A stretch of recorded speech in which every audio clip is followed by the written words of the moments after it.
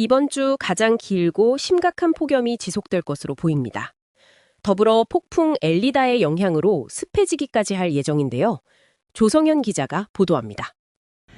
이번 주 남가주는 길고 위험한 내륙 폭염과 해안가의 치명적인 높은 파도라는 이중 위협에 직면하게 됐습니다. 동쪽에서 이동해온 고기압의 영향으로 22일부터 내륙 지역의 낮 최고 기온은 화씨 85도에서 105도 사이를 기록할 확률이 높으며 사막 등 일부 지역은 110도를 훌쩍 넘길 것으로 예상됩니다. 특히 북상적인 열대성 폭풍 엘리다의 잔해로 인해 대기 중 습도까지 높아지면서 내륙 상기습과 계곡지대에서는 밤사이 기온이 70도대에 머무는 무더운 밤이 이어질 전망입니다. 이러한 장기적인 폭염과 국지적으로 부는 뜨겁고 건조한 바람은 주말까지 내륙 지역의 산불 발생 및 급격한 확산 위험을 최고조로 끌어올릴 것으로 예측되고 있습니다.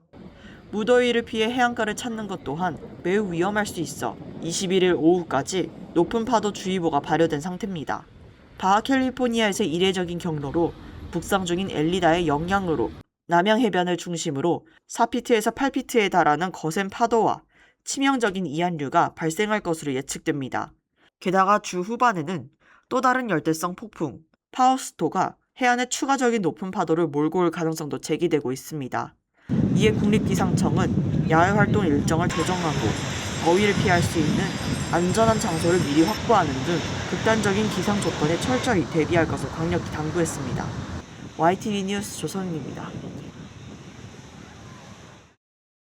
캘리포니아주를 비롯한 미 전국에 일제히 여름방학이 시작되며 집으로 돌아온 학생들의 자동차 보험 문제에 대해 궁금하신 분들 많이 있으실 텐데요. 박시몬 기자가 전문가를 만나 이에 대해 알아봤습니다. 전국적으로 일제히 여름방학이 시작되며 타주로 이동했던 자녀들이 집으로 돌아오고 있습니다. 이런 가운데 집으로 돌아온 자녀들은 자동차 운전이 필수입니다. 하지만 부모들의 입장에서는 비용 절감을 위해 자녀들의 이름을 보험에서 제외시키는 경우가 많습니다. 이럴 경우 사고가 생겼다면 보험 처리가 불가능하기 때문에 방학 기간만이라도 꼭 자녀들을 보험에 가입시켜야 한다고 전문가는 권고합니다. 그렇지 않아서 커버를 못 받는 경우 제가 많이 봤어요. 그래서 주의를 꼭 하셔야 됩니다. 자녀가 방문을 했을 때 그때는 다시 운전수로 보험에 가입을 다시 시켜드려야 됩니다. 여름 휴가 시즌을 맞아 장거리 이동을 할 경우 렌트카를 이용하는 경우도 있습니다. 이럴 경우 렌트카 비용 외에 보험 가입료도 부담스러운 것은 사실입니다. 하지만 개인적으로 자신의 차량 보험을 갖고 있다면 이 같은 부담은 덜어낼 수 있습니다. 렌트카를 했을 때 본인이 기존에 있는 그 보험으로 커버가 됩니다. 그래서 렌트카 회사에 가서 보험을 차를 빌릴 때 그 보험증을 보여주면 되고요. 그걸로 똑같이 커버가 됩니다. 이 밖에도 우버나 리프트 또는 웨이모를 타고 가다 사고가 났을 경우도 있습니다. 이런 경우 해당 회사 측에 손해배상을 청구할 수 있습니다. 이제 패센저로 타는 거잖아요. 그래서 우버나 웨이모가 잘못이다. 그러면 우버나 웨이모의 보험으로 청구를 할 수가 있습니다. 내가 몸이 다쳤고 거기에 대한 거기에 대한 의료비와 그다음에 보상금을 우버나 웨이모에 신청할 수 있는 거죠. 무더운 여름철, 장거리는 물론 단거리 운행을 하는 경우가 많아지고 있습니다. 운전 시에는 안전운전을 위해 항상 주의를 신경 써야 할 것으로 보입니다. YTV 뉴스 박시몬입니다. 국립기상청은 남가주 지역의 길고 위험한 폭염이 강타한다고 전망했습니다. 내륙 일부 지역의 낮 기온이 최대 110도까지 치솟을 수 있습니다. 식품의약국은 양상추 식중독 사태와 관련한 기생충 검출 반응은 검사 오류였다고 공식 수정 발표했습니다. 기존 리콜 조치는 유지합니다. 노스캐롤라이나주에서 사무실에 불법 도박장을 운영해온 60대 한인이 체포됐습니다. 셰리프국과 마약 단속국의 합동작전을 통해 검거됐습니다. 국무부는 이란 전쟁의 긴장 고조로 해외 체류 중인 미국인들에게 보안 지침을 발표했습니다. 공격의 표적이 될 수 있다며 주의보를 발령했습니다. 한국이 올해 미국과 영국을 이어 세계 3위 음악 수출국으로 도약했다고 전했습니다. 상위 10개 음악 중 5개가 하이브 계열인 것으로 밝혀졌습니다. 연방법원은 파라마운트와 워너브라더스의 인수합병을 최소 2주간 중단하라고 명령했습니다. 12개 주정부의 인수 저지 소송에 의한 조치입니다. 캘리포니아주에서 필리핀계 커뮤니티를 악용해 불법으로 변호사 업무를 해온 용의자를 적발했습니다. 사업체를 모두 압류 조치했다고 밝혔습니다. 경찰국은 산타모니카 피어 인근 주차장에서 한 남성이 총에 맞아 숨졌다고 밝혔습니다. 두 집단 간에 물리적 충돌이 있었던 것으로 파악됐습니다. 이 밖에 오늘 있었던 사건 사고와 간추린 소식 이어서 전해드립니다.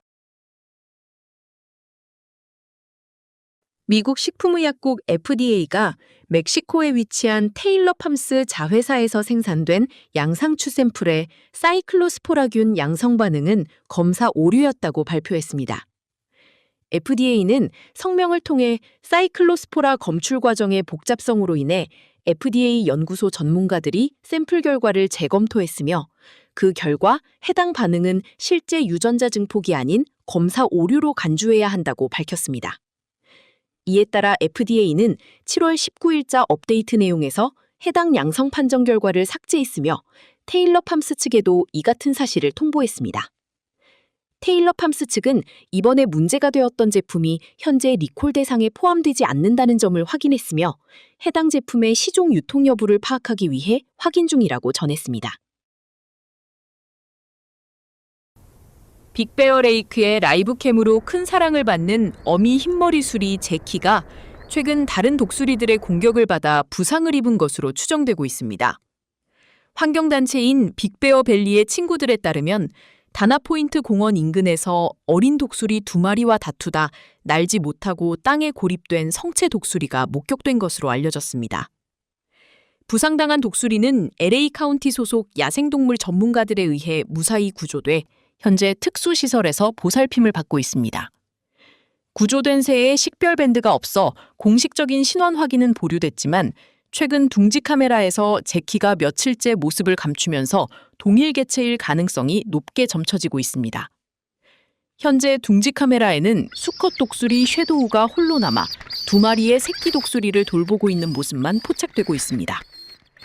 관계자들은 독수리가 안전한 곳에서 회복 중이라고 전하며 정확한 공식 발표가 있을 때까지 무분별한 추측을 자제해 줄 것을 당부했습니다.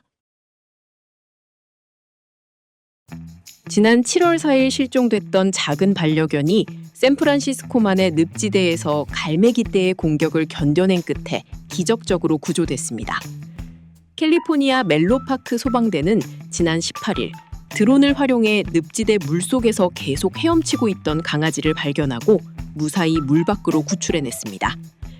소방국은 공식 채널을 통해 이번 사건을 교활한 갈매기 무리의 공중공격에서 살아남은 10점 만점의 12점짜리 액션 영화라고 표현하며 당시에 긴박하면서도 유쾌했던 상황을 전했습니다.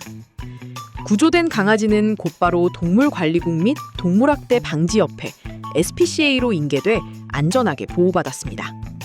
이후 관계자들의 노력 덕에 해당 강아지는 몇 주 동안 애타게 반려견을 찾고 있던 가족들의 품으로 무사히 돌아가 감동적인 재회를 이룬 것으로 전해졌습니다. 다음은 오늘의 모기지 이자율과 환율 및 증시를 알려드립니다.